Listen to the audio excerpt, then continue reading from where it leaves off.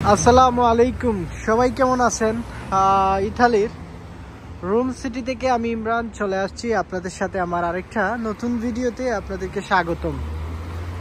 তো আজকে সার্বিয়ার বর্তমান সার্বিক পরিস্থিতি নিয়ে আলোচনা হবে। আপনারা ইতিমধ্যে জানেন যে ইন্টারন্যাশনালি একটা নিউজ হয়েছে বা সার্বিয়ার যে একটা পলিটিক্যাল যে একটা ইস্যু তারা হয়েছে, অর্থাৎ সরকার যে পতন হয়েছে আমাদের বাংলাদেশের মতো।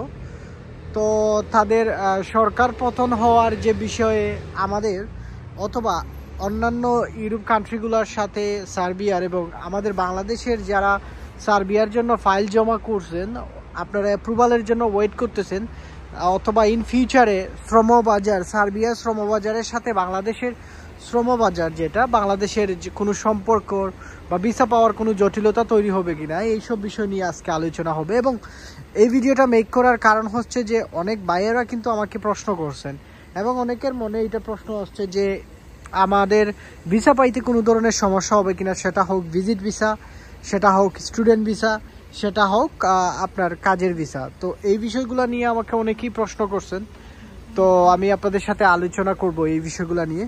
তো প্রথম অবস্থাতে বলি, বাংলাদেশ থেকে কিন্তু সার্বিয়ার বর্তমান সময়ে ভিসা চালু আছে। তো আপনারা যারা সার্বিয়াতে যেতে ইচ্ছুক আছেন 2025 সালে যারা ফাইল জমা করতে চাচ্ছেন, তো আপনারা 3 ধরনের ভিসা ক্যাটাগরিতে কিন্তু সার্বিয়াতে ফাইল সাবমিট করতে পারবেন। সেটা হচ্ছে যে আপনারা চাইলে বাংলাদেশ থেকে ভিজিট ভিসাতে ট্রাই করতে পারবেন, আপনারা চাইলে স্টুডেন্ট ভিসাতে ট্রাই করতে পারবেন।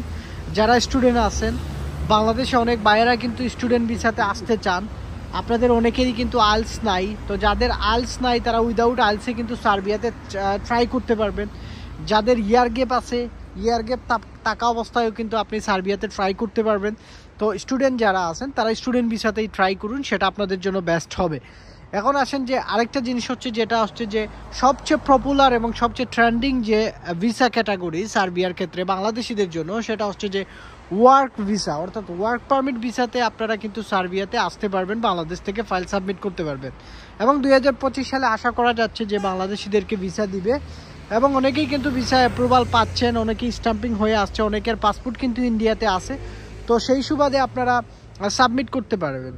তো এখন যারা অলরেডি সাবমিট করে ফেলছেন, আমাকে অনেকেই প্রশ্ন করছেন যে আমরা যারা পারমিটের জন্য অ্যাপ্লিকেশন করছি আমাদের কোনো ধরনের সমস্যা হবে কিনা। তো আমি আপনাদেরকে বলি, যারা ওয়ার্ক পারমিটের জন্য অ্যাপ্লিকেশন করছেন এবং যাদের ফাইল সাবমিট হয়েছে বা বিভিন্ন এজেন্সির কাছে আপনারা ফাইল জমা করছেন, আপনাদের কোনো ধরনের সমস্যা হবে না। ওয়ার্ক পারমিটের ক্ষেত্রে কোনো ধরনের জটিলতা তৈরি হবে না। আপনারা সবাই জানেন যে ইতিমধ্যে যে নিউজটা আপনারা পাইছেন, সেটা হচ্ছে যে সরকার পতন হয়েছে ছাত্র আন্দোলনের কারণে।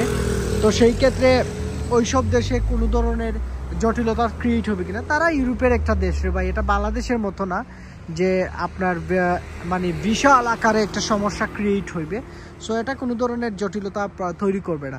যারা ওয়ার্ক পারমিট পেয়ে গেছেন তারা প্রশ্ন করছেন যে আমরা যারা ওয়ার্ক পারমিট পেয়ে গেছি আমাদের সাবমিট করতে কোনো ধরনের জটিলতা হবে কিনা, এই যে সরকার যে পতন হয়েছে বা সরকার যে পদত্যাগ করছে।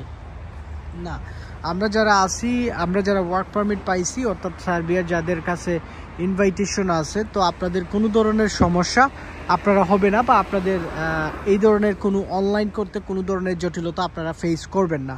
আরেকটা জিনিস হচ্ছে যে ভাই, আমরা যারা অ্যাপ্রুভাল পাইছি বা যারা অ্যাপ্রুভালের জন্য ওয়েট করতেছি তাদের কোনো সমস্যা হবে কিনা, তাদেরও কোনো ধরনের সমস্যা এটা হবে না। আরেক ভাইয়েরা প্রশ্ন করছেন, একজন ভাই আমাকে প্রশ্ন করছেন যে আমার পাসপোর্ট কিন্তু ইন্ডিয়াতে আছে, তো সেক্ষেত্রে এই যে সরকার পতন হয়েছে এক্ষেত্রে এমবাসি বন্ধ হয়ে যাবে কিনা বা বাইরে দেশে শ্রমিক তারা নিবে কিনা। কোনো ধরনের সমস্যা হবে না। আপনার যে সময় আছে সেই সময় অনুযায়ী কিন্তু আপনার ভিসা স্ট্যাম্পিং হয়ে আসবে এবং এমবাসিও কোনো ধরনের বন্ধ হবে না। অর্থাৎ ফুল এবং টোটালি যে ক্লিয়ার জিনিসটা আপনাদেরকে আমি বুঝাতে চাচ্ছি, সরকার পদত্যাগের কারণে সার্বিয়ার ভিসা পাওয়ার ক্ষেত্রে, অ্যাপ্রুভাল পাওয়ার ক্ষেত্রে, পারমিট পাওয়ার ক্ষেত্রে কোনো ধরনের জটিলতা আপনারা ফেস করবেন না। তো আপনারা এটা নিশ্চিত থাকুন। এটা নিয়ে অনেক ভাইদের মনে প্রশ্ন ছিল বা অনেকেই আমরা ভয় পাই, কারণ এটা স্বাভাবিক, হঠাৎ করেই কিন্তু বাংলাদেশিদের জন্য বিভিন্ন দেশ বন্ধ হয়ে যায়। তো সার্বিয়ার ক্ষেত্রেও সেরকমটা হতে পারে কিনা সেটা নিয়ে অনেকেই টেনশনে ছিলেন।